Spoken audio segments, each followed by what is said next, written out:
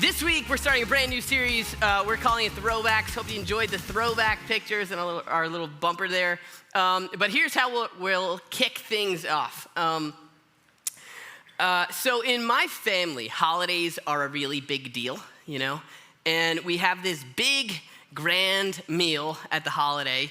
And there's a dinner, and we all sit around the table. And we will stay at that table for hours telling stories. We just tell stories for hours, and these stories become kind of famous stories in my family, right? Like there was one year where my mom is an amazing cook, but one year for Thanksgiving, she tried this new recipe on the mashed potatoes on Thanksgiving from her Norwegian friend, and our family just could not get over the fact that she took a risk on the mashed potatoes, and so that became this big thing, and no one let her live it down, even though she's this incredible cook. One year, my dad tripped over a tree stump while he was chasing my dog, and his knee hurt for the next 3 years, which is not really funny, but we tell that story a lot. There's another time where we were in church on Christmas Eve, this real traditional church, and we had to leave the service early because my cousins got the giggles, and they couldn't stop laughing, so we ended up And so these stories kind of go down in history, and we tell them at these big holiday dinners and tables. And then some of us got married. You know, and my wife, Allie, started coming to the dinners. And my, brother-in-law, my sister-in-law started coming. And one day, my brother-in-law, at one of these dinners, it might have been Thanksgiving, he looks over at my wife, right? The two outsiders who have now joined the family. And he looks at her and he goes, have you realized they just keep telling the same stories? And she was like, yes. And we looked at him like, yeah, I guess we never thought about it like that. But yeah, we just keep telling the same family stories. And we don't stop because that's just how we do it, you know?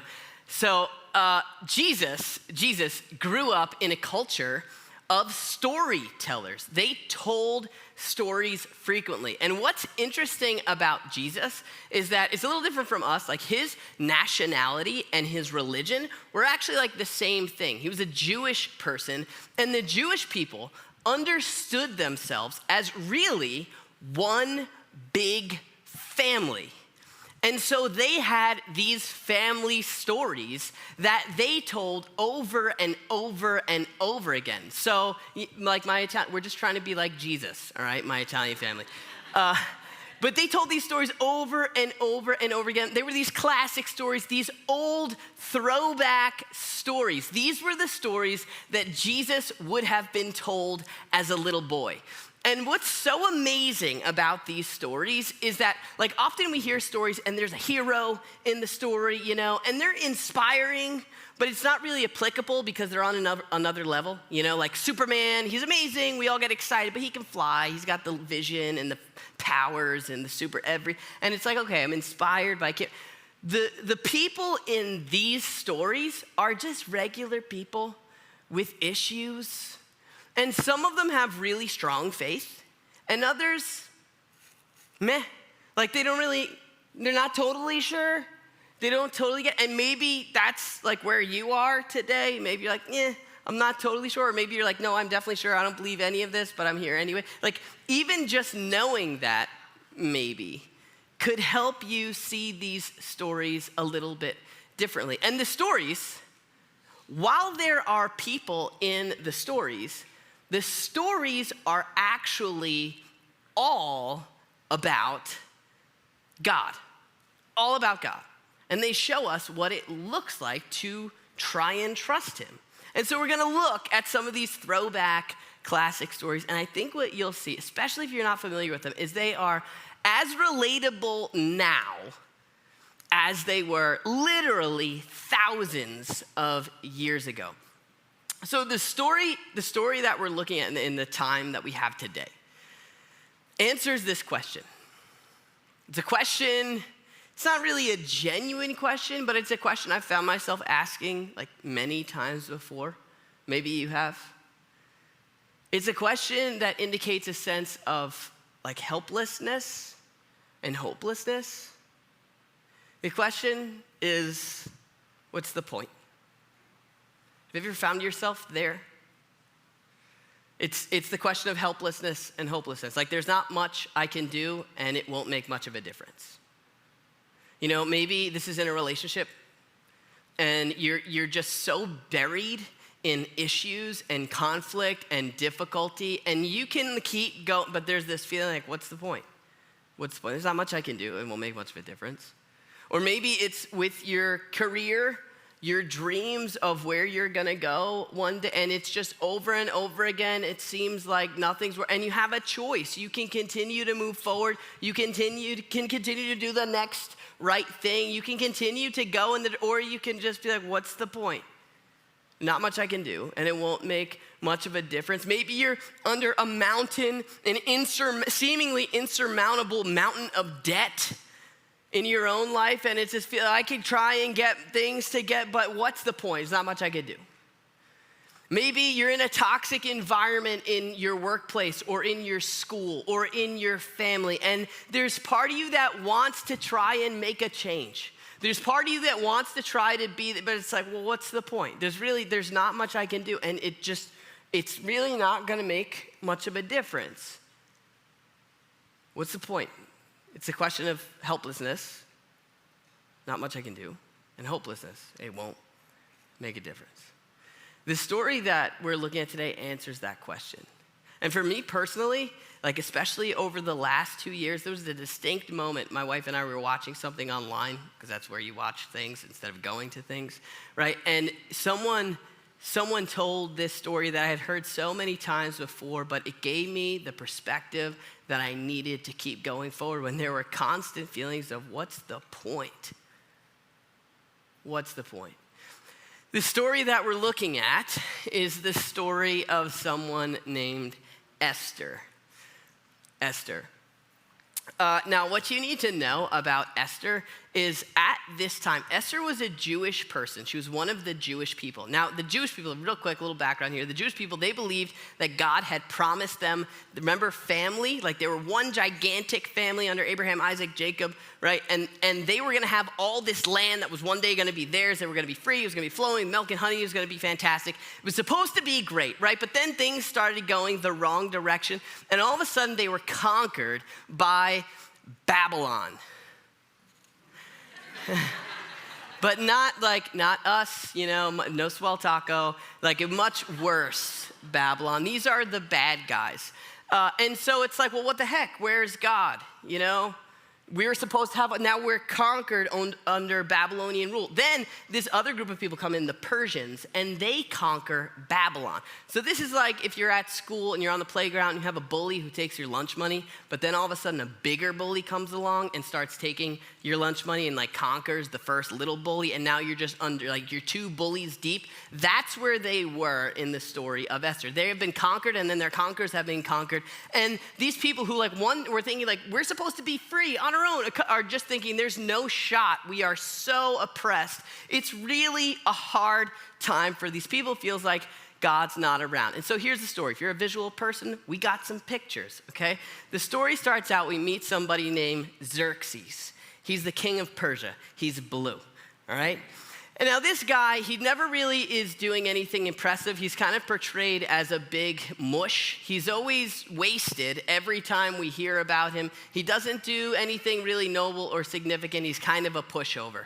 But he loves his power, okay? So he's in charge of the big Persian empire. And one day he decides to have a party to celebrate himself. And it's not just one day, it's many days of just partying. There's an open bar. He tells everyone to drink as much as they want because he's the man, all right? And so this is the kind of world that the Jewish people are living in. And he's got one wife named Vashti. And one day he's like, you know what, I'm feeling pretty good about myself. Let me show off my wife to everyone. And so he calls out, he's like, bring me Vashti. And back then, husband and wife, like they weren't close, you know, they didn't wake up in the morning and read the paper together or share their feelings or go to counseling. She would have been seen like as one of his possessions. So he's like, all right, all my pals are here. Let me show off my wife to everyone. And then we meet Vashti, and she's basically like, yeah, no, No, and she just refuses to come, which is crazy. This guy is in charge of an extremely powerful empire. In fact, he was so powerful, you couldn't go to him and ask him for anything. If you did, you were breaking the law, and he could just kill you on the spot for simply asking him a question. Now, there were certain cases where he could make an exception, and he would hold out his golden scepter, and that would mean like, all right, fine, ask your question. But for the most part, you didn't even go near this person, and when he told you to do something, you did it. And Vashti is like, nah, I'm not gonna come in and parade myself in front of your friends so that you can look cool. And so guess what? She's not the queen anymore, and she's out. And so now he needs another queen. And this is where they have this big, grand beauty pageant. And they get all these women together. It's basically like the ancient version of The Bachelor, you know, like which one of us can get the king to like us. And it's kind of sketchy, right? And this king, he's not really all that fantastic anyway. But this is where we meet Esther. Now, Esther, we're told, is pretty attractive, and the king is crazy about her. He's really into her. Esther, though, is one of those Jewish people that's living in Persia, but she doesn't tell anyone. So she's hiding her real identity, and the king is crazy about her. And so the king decides, all right, you're gonna be my wife. And so what she does, this is interesting, for 12 months, she goes away to prepare herself. Like she's basically getting manicures and pedicures, and there's all these oils, and it's just to, you know, pretty her up to give her to the king. And so she goes through with that for 12 months, and then she becomes the queen, and the king is just head over heels for her. Now, little background, all right? Esther grew up an orphan. She didn't have parents, and so she was cared for by a guy named Mordecai. He's orange. Mordecai. Now, Mordecai's a pretty good guy. He's actually her cousin, and he just decides, I'm gonna take care of her because she doesn't have parents. And so she's the queen, and Mordecai is still doing his thing in the town like he was doing before, but now he's got this connection to the king because he was at one point taking care of Esther. All right? So there we are right now, right? Esther is the queen, Xerxes is the king, and you got Mordecai who's just doing his thing. Well, one day, side little story, seems kind of random. Mordecai's just out, you know, food shopping at Costco, we don't know, just out. And he hears a conversation about the king. These two guys decide they're gonna kill Xerxes. And so Mordecai hears that. And Xerxes is not the hero of the story, right? He probably is not incredibly moved with compassion and determination, but he's like, you know what? I probably should say something about this. And so he goes to Esther and he's like, just so you know, there's a plan to kill the king. And he ends up saving the king. And so Xerxes continues to have his parties and rule, and great, Xerxes is still the king. Well, then we meet this other guy. This is the bad guy of the story. His name is Haman. He's green, all right?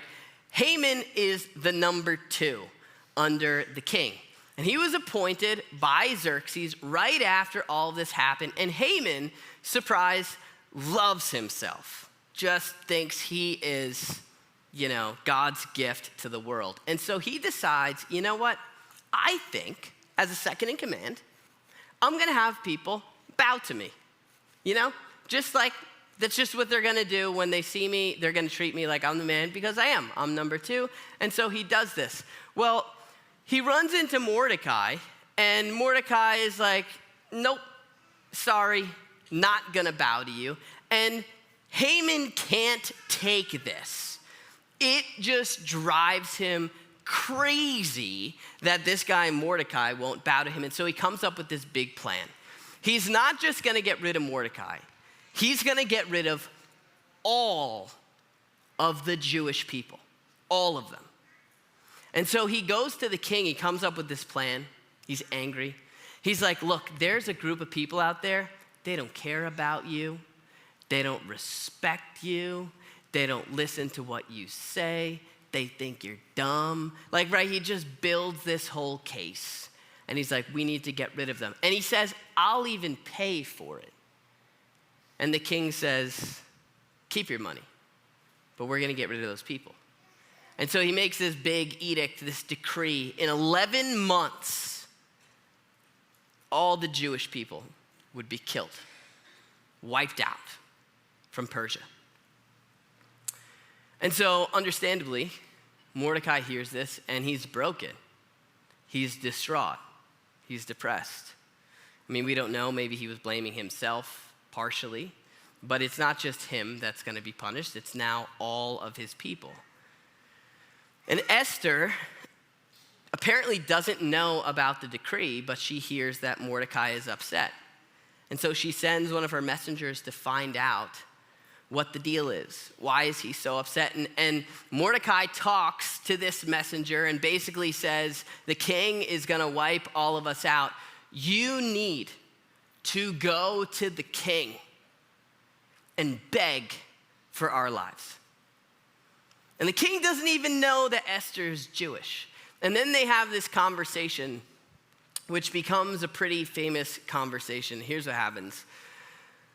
Esther says this, after Mordecai tells her to go in, Esther says, all of the king's officials and people of the royal provinces know that for any man or woman who approaches the king in the inner court without being summoned, the king has but one law. If you haven't been invited, the king's got one law for you, that they be put to death. Unless the king extends the gold scepter to them and spares their lives. She's like, in essence, she's saying, there's no chance. Like, I'm gonna lose my life just for doing that. This is also a challenge to his power. She's challenging one of his decrees. Again, there was no closeness in this relationship. This would have been her coming to say, I don't like the way you're running the kingdom. You've got to change things. P.S., you don't know who I really am. I'm one of those people. It's as if she's saying, what's the point? There's not much I can do, and it's not gonna make much of a difference. And so Mordecai comes back pretty strong, and he says, don't think that because you're in the king's house, you alone of all the Jews will escape. For if you remain silent at this time, relief for the Jews will arise from another place. This is a pretty crazy statement. He's saying if you don't do it, God will somehow save his people eventually in some way. He's not gonna turn his back on all of us. But he says, but you and your father's family will perish. His line, this was a big deal to them. His line would be gone from the story of Israel. He's saying there's something on the line here. And then he says these words.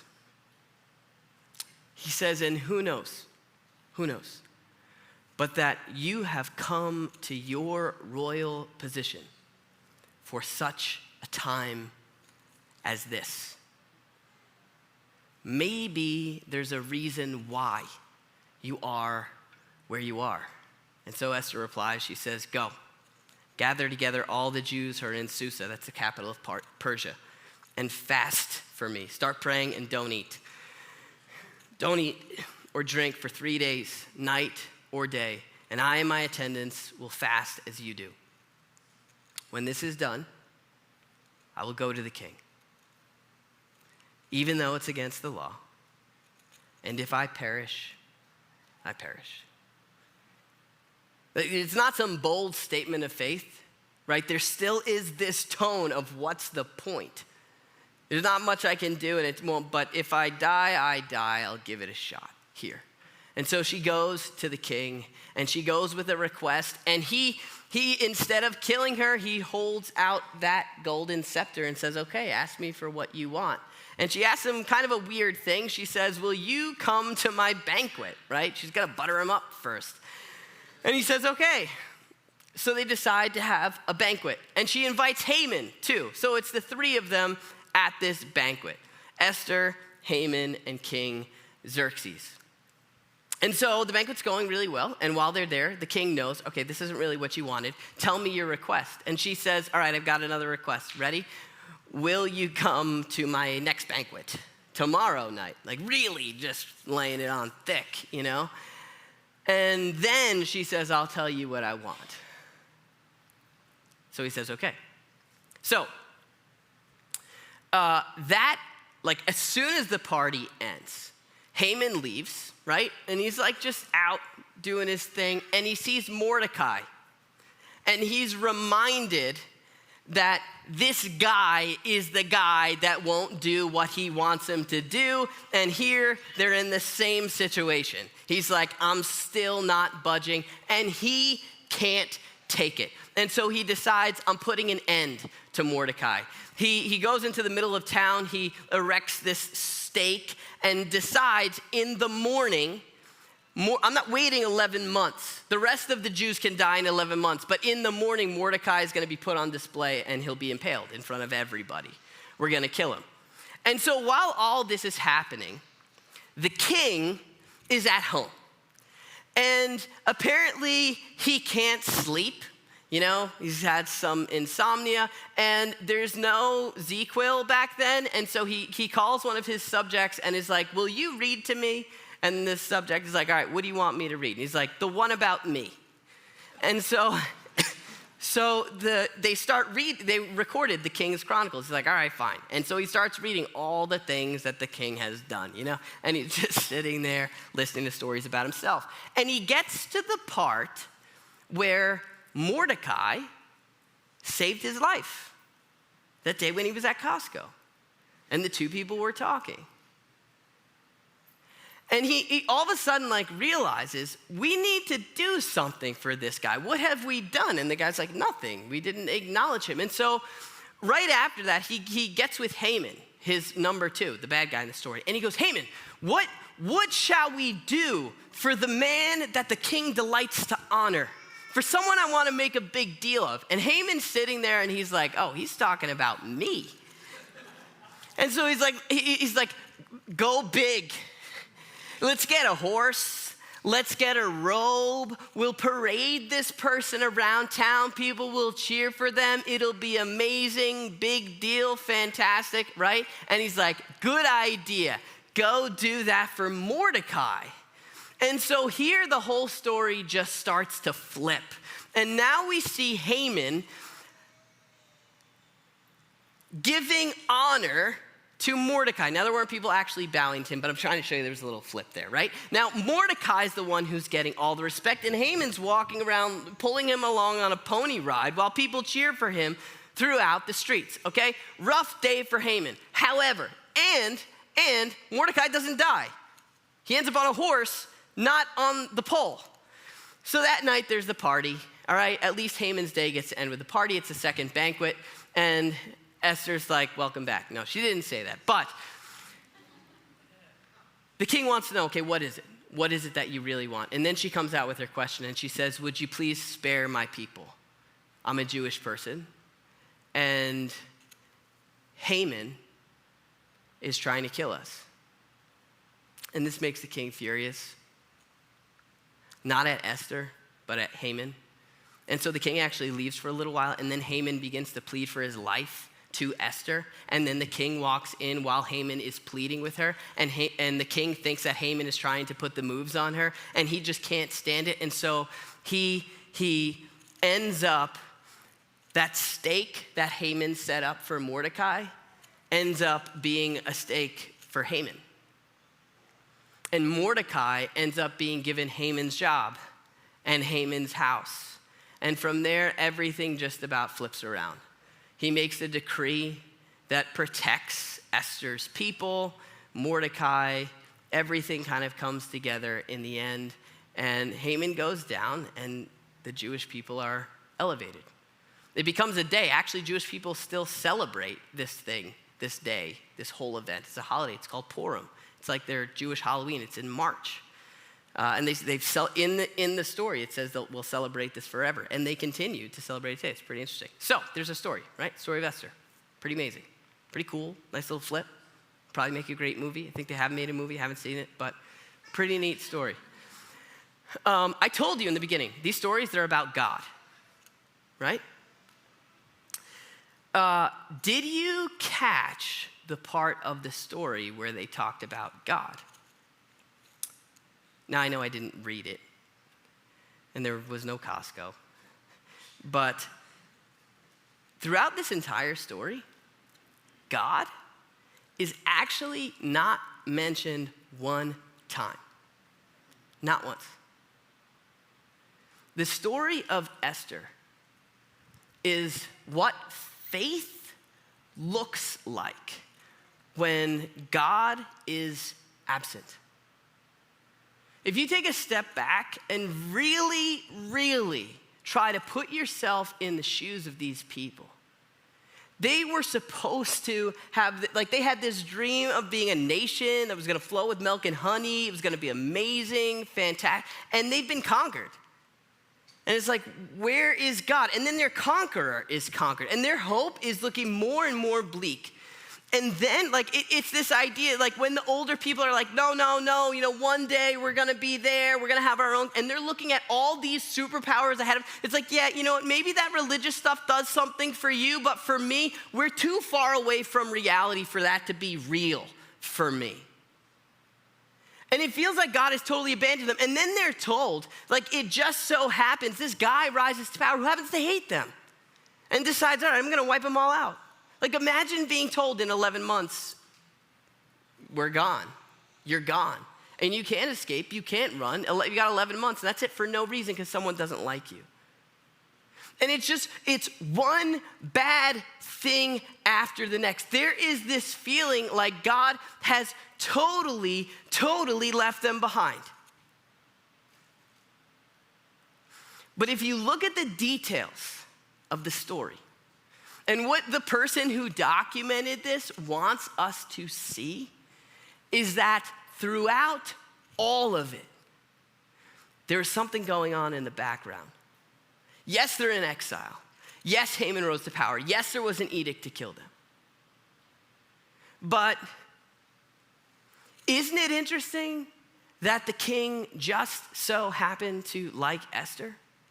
Isn't it interesting that Mordecai just happened to hear those people? Isn't it interesting that on the night before his death, the king can't sleep? Isn't it interesting that he just happens to be reading the story about the day when Mordecai saved him? What the writer of Esther, who was anonymous, by the way, what he's trying or she's trying to help us to see is that through all of this feeling of God being absent, he has not abandoned them. There is something going on behind the scenes, and none of them know it at the time. Right? Mordecai's not thinking, I'm gonna help out the king here because one day this is gonna come back and work out and end up saving my life. He's got no idea. He's just doing the next right thing. He's taking the next right step. And all the while, God is doing something in the background. And maybe that's your story. Maybe you're someone who would say, all right, if my life's a book, God's name isn't mentioned in it. Right? Maybe you got baptized as a baby or took your communion, but really for the most part, you're like, no, I'm not God is not in my book. And maybe if you step back and you look at it, you might see that there was somebody doing something in the background, though you had no idea at the time and would never see unless you turn back and look. Or maybe there's an area of your life, right? Where maybe it's a book on the shelf of your life where God's name is not mentioned. And you would say I don't really talk to God about that part of my life. In fact, I'm not too proud of it either. I don't think he's doing anything. It's like he's totally absent. Maybe there's something going on there and you won't realize it unless you're open to the fact that maybe some of these things are happening for a reason. That there is someone who is working in the background. Now, I don't know about you, but if you're like me, I read stories like this, and I usually have enough faith to think, oh, God can do that. He can. Where I struggle is believing that he will do that for me. There's other people out there who have it better, more figured out, a little more serious, devout, probably don't have as many issues as I have. And so let God do, and I'll hear about it on TV one day or at the end of a sermon, how God did something amazing in someone. But I don't feel like he'll do it for me. I'm no Esther. the amazing thing about Esther is she's really not the picture of like Sunday school devotion. Like, think about it. There's a queen, Vashti, who's like, you're not gonna parade me in front of these men. And then Esther's like, all right. And she just steps in, right? Not only that, but in that culture at that time for the ancient Jewish people, they were not allowed to marry people outside of the Jewish community. And so her marrying the Persian king was a blatant disregard for the law. And for Mordecai to look at her and say, maybe you've come to your position for this moment is scandalous.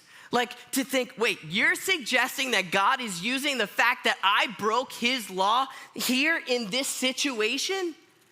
It really, like, it makes a lot of scholars, people that study it, makes them uncomfortable because of the moral ambiguity here. Like, is he suggesting that even though she broke the law, he was still, yes.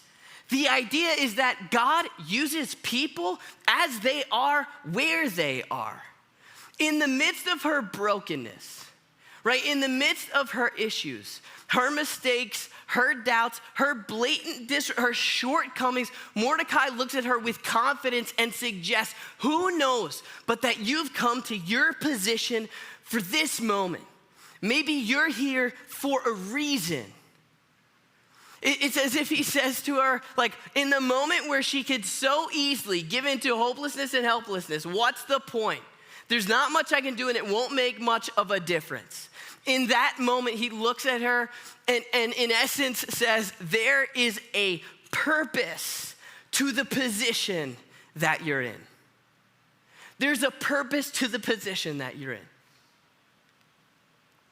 What if we lived like that? Or what if we were open to the possibility that you are where you are, when you are, the way you are, for a reason, right now?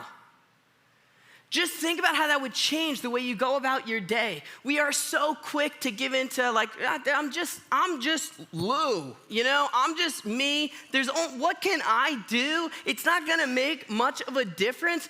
But what if we lived like maybe there's a reason I'm here?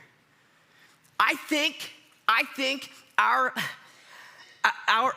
marriages need spouses that believe that they're in that relationship for a reason. I believe that your kids, if you have kids, I believe your kids need parents who believe they're their parents for a reason. I believe our schools need teachers who believe they're teachers in that school for a reason. Our students in our school need to be told that they're there for a reason. And maybe they can't see it at the time, right? Like they had no idea what was going on, why, how it's all working together. But just knowing maybe there's a reason can totally change the decisions that we make. And so what if we were open to that? What if we went to work every day believing whether I like this here or not, maybe I've come to this place for this time. Even though I've got my issues, even though I'm not thrilled about the way I got this job, even though I've got A, B, C, and D, maybe I'm here for a reason. It could totally change the way we approach the everyday aspects of our lives. If we lived at least open to the fact that there is a purpose to the position that we're in right now, whether it's a good one or a hard one that seems impossible, insurmountable, where we have every reason to give into hopelessness and say, what's the point? What can I do in this school? What can I do in this workplace? This marriage is down the toilet. This friendship is over. But maybe there's a purpose. Maybe you've come to this place for such a time as this. Even though God may seem totally absent. I'm going to ask the band to come up here, but I want to leave you with this story. When I was in high school, I just was making a world of terrible decisions. My mom used to get together with her friends, and they would just pray and cry about the decisions I was making. I don't think they do that anymore, though maybe they do, I don't know. And there was one night in particular where I just got into a lot of trouble. And it was one of those nights where like I got in trouble and everything else came out. And I remember waking up the next day and my dad came up to me, like reached over my nightstand. He took my cell phone. He's like, "You're not going to need this for a while." And I just knew things were not looking good. I was going to be grounded for a while. And while this is happening, my sister was dating this guy who just like took an interest in me. He knew I was making terrible decisions on a regular basis. He knew I was in trouble because I was doing dumb things and deserved it. But every time I came home, he would just stop to talk to me, see how I was doing. He would give me advice, but not like the make you feel bad kind of advice. Like I knew he was a person of faith, but he never made me feel bad about myself.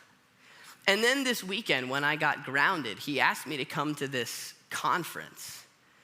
And so I had a choice. I was like, well, I could sit in my room, in a house with my parents who aren't happy with me right now, or I could go to New Jersey, And I got on this bus, and for me, that weekend was the beginning of a lot of change in my life. Like things could have looked totally different for me if that didn't happen. Now, this guy was not like my friend specifically. He was dating my sister. But while I never heard him say this, he lived like he was in my life for a reason. Like there was a purpose to the position he was in. And even now, sometimes he'll watch our services online, he'll say something nice to me, and I tell him, I'm like, I don't think I'd be here if it were you, if it weren't for you. Like I think there are things that hang in the balance. There may be people in your life who are counting on you to recognize that maybe you are where you are for a reason. That there's a purpose to the position that you're in right now.